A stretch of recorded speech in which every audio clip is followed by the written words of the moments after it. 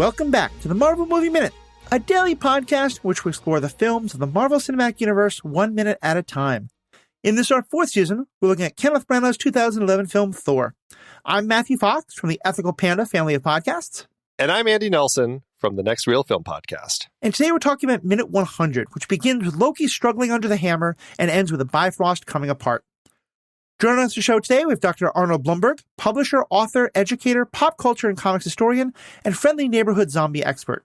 Arnold, it's been so good having you with us. What's kind of your overall take on these 5 minutes we've gotten to watch together? Well, when I was first looking for what you had available to do, one of the things that drew me to it was, well, this is like the turning point of the film, the climactic peak here where everything's coming together. And it's interesting that I feel it encapsulates, as we've been talking about in the past few episodes, it encapsulates a lot that's great and a lot that's become essentially problematic about the MCU, which is the way they structure their finales and what those finales come to be. At this point, everything's still relatively new for all of us, but this idea of giant blue energies and explosions and things being our capping point, I mean, that's, it's very much a cliche, and they didn't create it.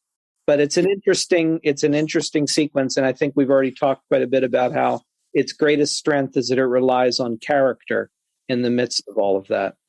Doctor Strange is not my favorite movie or my favorite character, but it's the only one I can think of where the ending really breaks that trope, where, it ends with our character basically outsmarting the villain instead of having this great climactic fight with the blue energy and all this kind of stuff. I love the ending of that one. Yeah, I agree. Yeah. So good. It's such a great twist.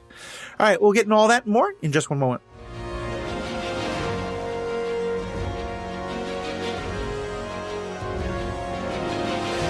If you've thought about becoming a member, now's the time. Get signed up, and you'll get all of our episodes a week early, and you get our hiatus episodes, which will be dropping between this season and the next. To learn more, go to truestory.fm/Marvel Movie Minute, and you can find out what we offer to all of our wonderful patrons. It's only $5 a month, or you can get a discount if you join at the annual rate. Like so many of these minutes, the minute opens with Loki finishing his berating of Thor. And he's saying, all the strength you have, what good's it to you now? And kind of getting that thing I was getting to at the end of the last minute of that Thor now has a new problem of he does have his power, everything's back, and he doesn't know what to do. What's happening with Loki here? Is this him trying to fight the idea that he's beaten? Is that he really thinks that at least he'll still destroy the Jotuns? What's happening in Loki's head right now? Again, he has no tools except his silver tongue at this point to throw words at his brother and try to find ways to hurt him or dig at him or slow his own thought process down so that Thor spends time thinking about what Loki's saying rather than focusing on the problem at hand. And it's at this point, it's the only tool Loki has, and I find it interesting the way that he approaches it here. One of my favorite things about this part is something that it's hard for me to explain. I can't think of a phrase, like how to explain it, but it's one of the things I always enjoy about this kind of dynamic between a hero and an enemy. It's the part where Thor decides the only solution is he's going to destroy the bridge, right? And Loki's reaction is, again, Hiddleston's great at getting tears in his eyes. He's just got this mania at that point. And what are you doing? And I always love when an enemy who clearly is capable of murder and destruction and so much seems absolutely thrown by the notion that the hero would choose to do something big in order to save the day. It's like, what did you think he was going to do? This is a huge event. But it's like this idea that somehow he didn't really believe Thor was going to act, in some notable way. And I love when that happens because it shows a limitation of thought on his part. He didn't really think Thor was going to do something. And it's just a great beat. Well, much like he said, or, how he alluded to the fact that no one's ever thought to use the Bifrost as a weapon, which he had that idea to do so that he could just wipe out the entire race, destroy the planet, and be done with it. Same thing here. It's like Thor, it's almost like Thor took a lesson from Loki and it's just what is the one way I can actually stop this from happening that will actually stop it from happening without having to kind of lead to the end of Jotunheim. And I don't know if Thor would have that quickly have thought of this before. But the fact that, if he drives Mjolnir into the bridge and actually breaks the energy transmission from the Rainbow Bridge into the observatory, I don't know if that would have happened. So it's really interesting to see him kind of go through that process and come to this decision. And part of what I love is that Loki is berating Thor, and Thor is not engaging back. Thor doesn't turn to him and go like, "You think I can't do it? Well, watch this." Mm-hmm. In some level, it looks like Thor is so lost in thought, he's not even paying attention to Loki. He's just coming to the recognition of what he has to do and deciding to do it. And you can argue the degree to which it really works this way or not, but I think it's also like there to be read as like when Loki underscores the idea that like, hey, you destroy the bridge, you're never going to see her again. It's also the idea of the hero making the heroic sacrifice. In this case, the sacrifice of a potential love and everything. Although how long will that last when you have a series going? But still, it's a sacrifice. And I think your point is excellent too. Like he doesn't engage Loki because he's not doing this as an expression of strength or the bro-y kind of thing of I'm better than you. He's doing it as a grand sacrifice of everything that he's learned and the person he's become. That like, I'm going to be the better person and lose the thing I've discovered about myself and lose the person that I'm falling in love with in order to save the day. He's become a hero in this moment, basically. Right. Which I think is also a great example of like Branagh probably like as director and storyteller. It's like, here's how you set up a hero journey kind of moment, Definitely. And it's a great one. He's had his self-sacrifice earlier back when he's fighting the destroyer. And here he's like I'm going to have to sever this relationship between this woman that I love and allow to sacrifice that as well in order to save everybody. Here I have a single nit that has to be picked. So, as we've established, the Bifrost is what connects Asgard to every other realm out there. It's what allows Asgardians to travel to these other realms where, as we learned at the beginning, like, Asgardians have this responsibility to help take care of all these other realms. Although, granted, we've pulled back from that somewhat. I get why it works for the dramatic moment, but this moment always, like, kind of pulls me out because I look at it going, you're about to sever all connection between Asgard and every other realm. And this woman you've kissed once who you met 72 hours ago, that's the biggest consequence anyone can think of. Like, I get that we're just supposed to go with it, but it just felt that it was like the one really off note for me in this movie is like, there's so much that happens when you break this connection. And Thor's deciding to do that on behalf of all of Asgard. That's why Odin's eyes like pop open. And all we're thinking about, like, first Loki and then Thor saying not like, forgive me Asgard, forgive me Odin, forgive me Jane. I just can't buy it in that moment. Well, I'll also throw in one other thing, and I don't know what you guys think, and I'm sure a lot of people disagree with me, but also it doesn't help that moment, I guess, that there's literally zero chemistry between Hemsworth and Natalie Portman. I've always thought anyway. And it just feels like these two really don't belong together. So if that's what we're hinging our emotional turning point on, yeah. I mean, there's, and again, I think it's that you're just supposed, like you said, you're just supposed to go with the sort of, we've said trope a lot, but it's the whole idea of, the hero and his love. And that's the grandest thing of all, right? Is that love is going to be what he loses. I've definitely seen some chemistry between the two of them. I used to think there was very little. I think this rewatch has done it. I will also say, though, that to me, the bar of no chemistry that was set between Natalie Portman and Hayden Christensen is so very, very low. True. That this seems miles above that because it's not that. But yeah, I agree with you. It just is.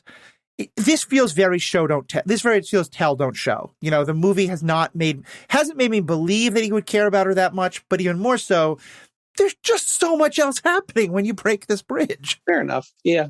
And you're right. At least there's no sand in this one. So. Oh God, yeah. I guess I end up, finding myself justifying it and feeling okay about it. And I think a lot of it is because, sure, I mean, it is kind of a consequence that affects 9 realms. It is, well, although, I mean, our understanding is Asgard seems to be the only ones who can actually use the Bifrost because they have Heimdall in this observatory here. No one else likely can unless they also call up to Heimdall and say, hey, can I get a lift or something like that. And so I don't know how big of a thing it ends up being, other than it's really just the Asgardians' way to get around. It's like, it's like taking out the bus line, and now they just have to use their spaceships or something. I don't end up not having too big of a problem with it. And the fact that he says, "Forgive me, Jane," I mean, I really just think a lot of that for me, and again, I'm justifying it because I actually, especially on this watch, have really found a lot more chemistry in the relationship and really buy into it.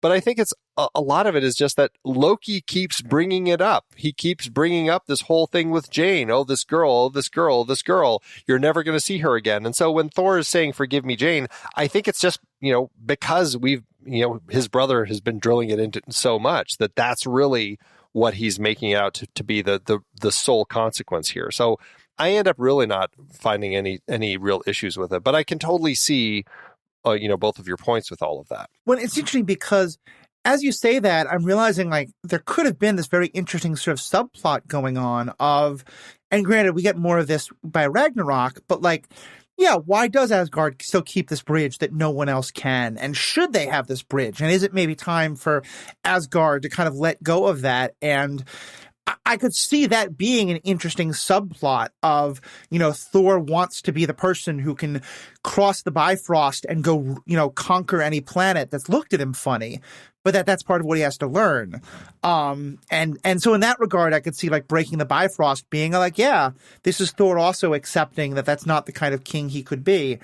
But that's all headcanon at this point. None of that's actually in the story. By the way, like you were saying a while back about the potential ramifications of like everything going bluey and, you don't really know. I guess there's also kind of the implication that Thor really doesn't know if this is going to work. Like it may not work. Sure, and also the "Forgive me, Jane," I never thought about it at all. This is just occurring to me right now, but it's like, it could theoretically also be, well, I don't know if this is actually going to harm Earth or not. Like it could actually do something. He's just doing the only thing he can think to do. And it's funny, as you said, "Forgive me," as you said that, I thought you were going to go in a very different direction, which is that he's just promised Jane to deliver the evidence that she needs to prove her theory. And now he's destroying all the evidence. And now she's going to have no way to make any sense in an academic presentation. So, yeah. But your point is funny because I wrote this in my notes, toward the end of the minute as everything falls apart. And as the observatory is kind of like starting to crash down, it still is blasting the Bifrost energy through space. And it made me wonder, okay, so is that taking out Jotunheim and now it's like moving and it's going to be hitting all these other planets and other realms, because it doesn't shut off right away. Like what else is potentially getting hit in the process? But there's a lot of stuff that I guess we'll just never know the answers to. But I think we're meant to just assume that it's not going to be that problem. Well, I guess there's also something to be said too, in a more general sense, like more, I don't know if you'd say philosophical, more like intellectual sense about like the nature of how we portray heroes, that for all the themes in this movie about like, it's the father-son thing, it's the brother thing, he's learning empathy. It comes down though to just an exercise in brute force as the solution. And I mean, there's something to be said about that too, that like a lot of these things still basically reinforce the idea that when you want to solve something, hit it or, or blow something up. And that's its own problem. And it's worth looking at in like the grander sense of how often that comes up as opposed to thinking your way through a problem. But then again, that's what Thor is. Exactly. Thor and his hammer is the brute force that gets through the issue. Yeah, I've commented before that although it's my favorite movie, Civil War, Tony says we need some kind of oversight. Steve says, well, yeah, but that version of oversight's terrible. you'd think that's when the negotiation starts. Right. But instead it just becomes, punchy instead of boardroom meetings. I do have to point out that my wife is not the biggest fan of the Marvel movies, mainly because Civil War, I think, was kind of her breaking point, because she said she could never understand. I explained to her this goes all the way back to the comics too. She could never understand this idea of the heroes always punching each other. And she said if Tony would just buy a bunch of pizzas for everybody and they all just sit down and talk, wouldn't that be better and solve everything? Right? Yeah, it would. Yeah, exactly. So funny. Yeah, I want to see Civil War, the bureaucratic negotiation, but that movie's not going to get made. Going back to this whole thing about Thor's decision to kind of do all this and saying, forgive me, Jane. I mean, we have to remember that, he's essentially making this decision. It's not to say I'll never get to see you again. It's really to say, I need to save the people of Jotunheim.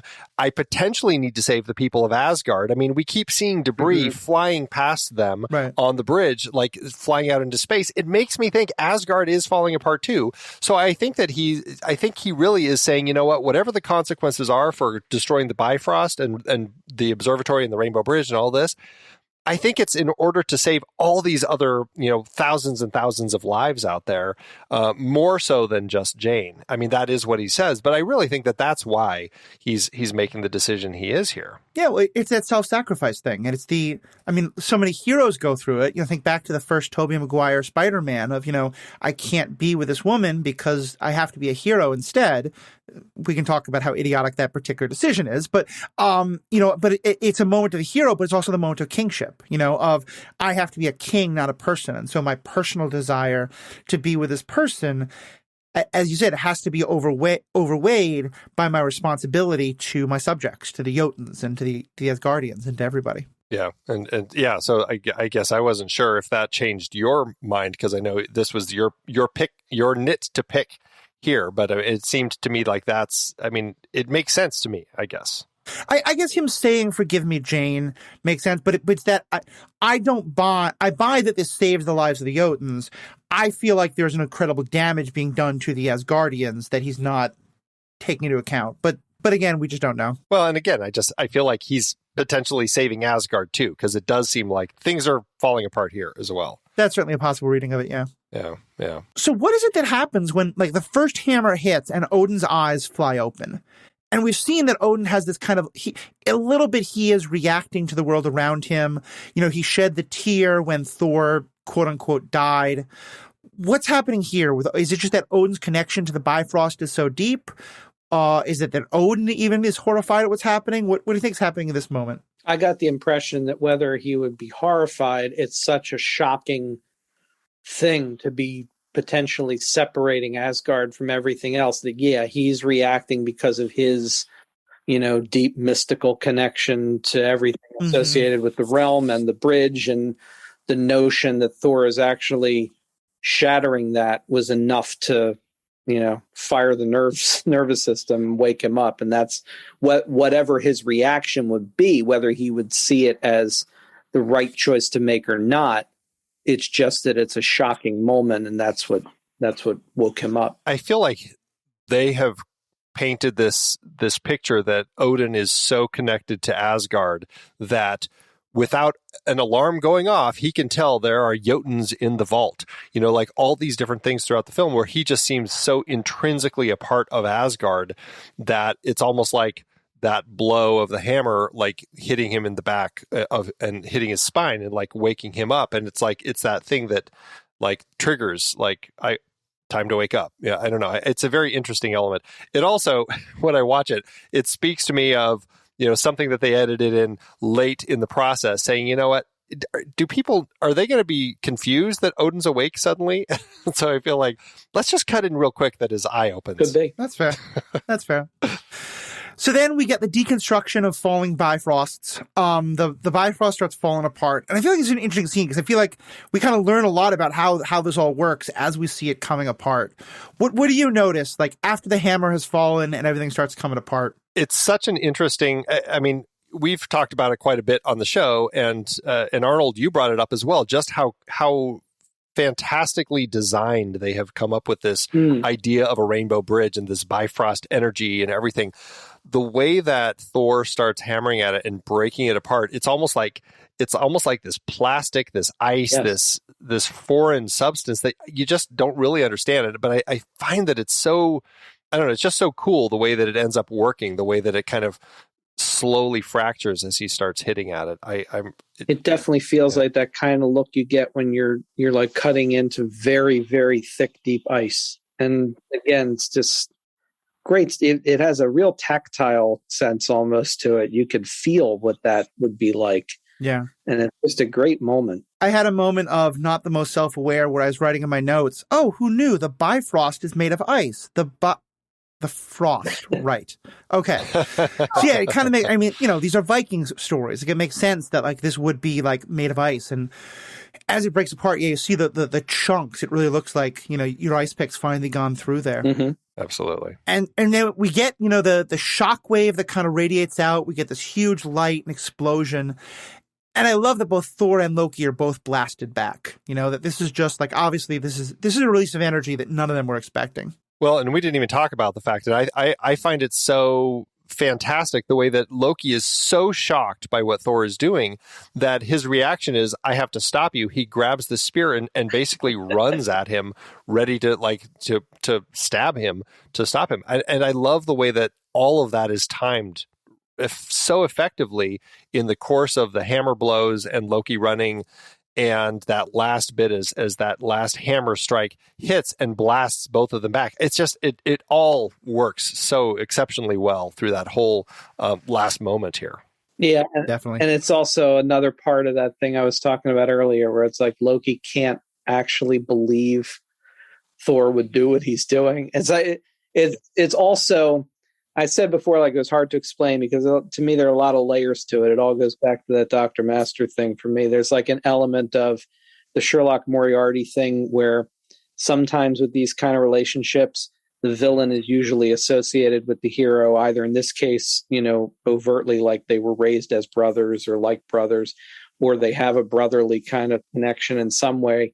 And there's always that element of, well, the villain wants to kill the hero, but then you also always get that feeling that maybe they would never actually go so far as to kill the hero because really ultimately they love the person. And if they did go through it, that they would deeply regret it afterward because they really don't want to. And here it also feels a little bit like, oh, I thought we were playing a game. What, you're actually going to destroy the bridge now? I thought this was all the thing we're doing. And there's a little bit of that, too, which it also gets back for me the idea that there's a childlike quality to their whole relationship that seems to have never actually grown up. As you're saying that, I'm reminded of the Joker and Batman, yes. very much having that relationship. And in The Dark Knight, there's a wonderful line where Joker says, he's like a dog chasing a car. He doesn't want to catch the car. He wants to play the game. Right. And I love that. It's that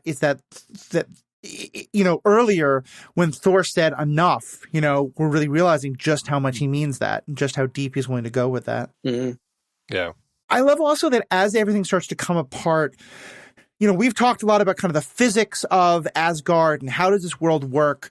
And you see at one point, as it's all coming apart, you see the turret, the observatory kind of from the angle of outside Asgard, and you see that literally this is the edge of the world. You see the water kind of like dripping down the side. And I just love that shot because, at least for me, it had never been quite so clear that this observatory really is, it's the end of the world of Asgard and everything out there is stars. It's a great shot. All of this, and you see like the way that it blasts the water from the Asgardian sea back away, and you can really see that rock line that it's built on really just very well. And it's interesting how, I don't know, just how definitive they make that. But I think in context of kind of like that Asgardian, like in the comics, kind of just that floating island in space, like they found a really interesting way to kind of do that. And again, I love the observatory. I love how they really crafted that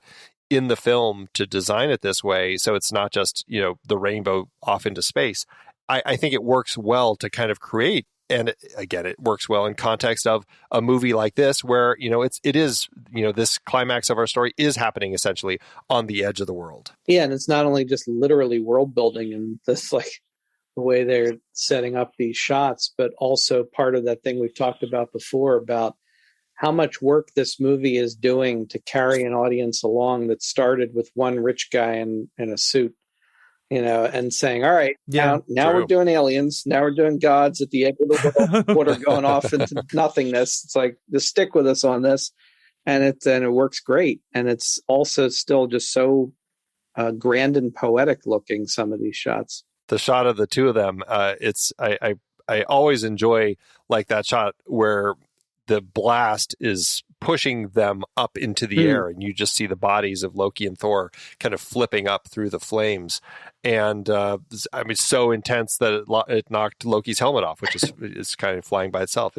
I don't know. It's a cool shot as you kind of see that, and you also realize just how strong and nearly impervious these Asgardians really are in moments like this too. Mm-hmm. Definitely. Well, I think that's about where our minute wraps up. Any other last things people want to say about either this minute itself or the whole 5 we talked about? I don't think so. This is just that moment where at the very end of it, you see the turret kind of going down while it's still blasting. And that's what made me laugh. Like, is it just shooting this giant laser through space all willy-nilly, just taking out whatever it happens to touch? Yeah. If this were like a Douglas Adams story, we'd find out later an entire civilization had been wiped out in that moment. Yeah, exactly. Right. Right. In the process of trying to stop Loki from doing exactly that, Thor does that. Completely. Yeah. Well, Arnold, thank you so much. It's been so great having you on this week. For our listeners who have not experienced you before, just give a quick rundown. Where can people find your writings, your work? Where they find more Dr. Blumberg? Well, you can find me on Twitter all the time at Doctor of the Dead. My publishing company is atbpublishing.com, where we do books, pop culture, nonfiction. We probably have something about your fandom there, so take a look. And my wife Natalie and I do a regular podcast on horror and science fiction and lots of other things at ghoulsinthehouse.com. Awesome. Oh, yes. I'm sorry. And picklesandbean.com also. picklesandbean.com. Awesome. Well, I'm sure we'll have links to all that in our show notes. Thank you so much for being here. If folks want to find more of my stuff, you can go to theethicalpanda.com. That's where you'll find my website on my podcast, Superhero Ethics. We're diving into kind of ethical issues of all the different superhero stories. And we take that a pretty broad. We just did an episode on the Golden Girls because living in Miami on a substitute teacher salary, that's a superpower. So you can check that out. Check out Star Wars Universe Podcast. Check out all the great podcasts you'll find on the Next Real family of podcasts. And most importantly, folks, have a good day. Until next time, true believers.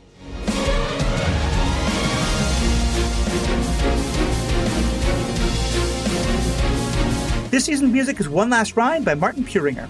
Find the show at truestory.fm. And if your podcast app allows ratings and reviews, consider doing that for this show. Marvel Movie Minute is a production of True Story FM, engineering by Andy Nelson.